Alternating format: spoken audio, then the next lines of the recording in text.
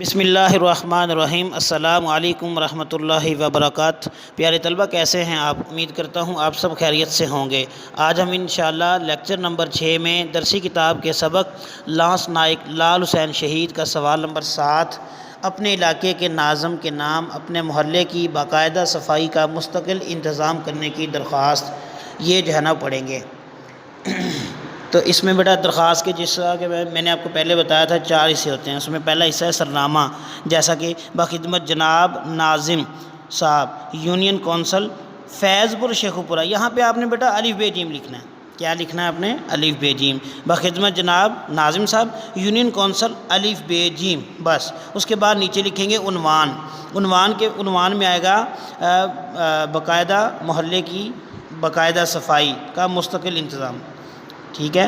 اس کے بعد لکھیں گے جناب عالی، گزارش ہے کہ ہمارے محلے کے خاکروب انتہائی لاپرواہ، خاکروب صفائی کرنے والے، عملے کی غفلت کی وجہ سے ہمارے محلے میں صفائی کا انتظام انتہائی ناقص ہے۔ جگہ جگہ کوڑے کرکٹ کے ڈھیر لگے ہوئے ہیں جن سے انتہائی بدبو آتی رہتی ہے۔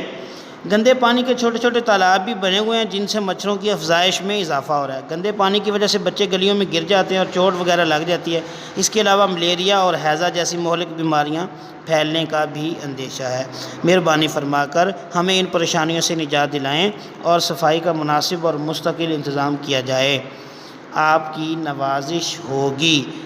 العارض بھی لکھ سکتے ہیں، درخواست گزار بھی لکھ سکتے ہیں۔ اس کے بعد نیچے یہاں پہ آپ کا طالب علم نہیں لکھنا، یا آپ کا تابع دار شاگرد، یا آپ کا تابع فرما شاگرد نہیں لکھنا، کیونکہ وہ اسکول کے پرنسپل کے نام جب درخواست ہو تو پھر لکھتے ہیں۔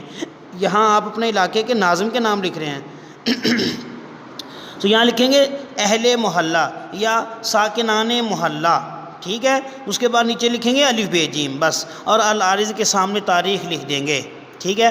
یہی آپ کا بیٹا آپ کا جو ہے ہوم ورک ہے، اس کو آپ نے اچھے طریقے سے لکھنا بھی ہے، درخواست کو اور یاد بھی کرنا ہے۔ خوش رہیں، آباد رہیں، اللہ آپ کا حامی و ناصر ہو۔ السلام علیکم ورحمۃ اللہ وبرکاتہ۔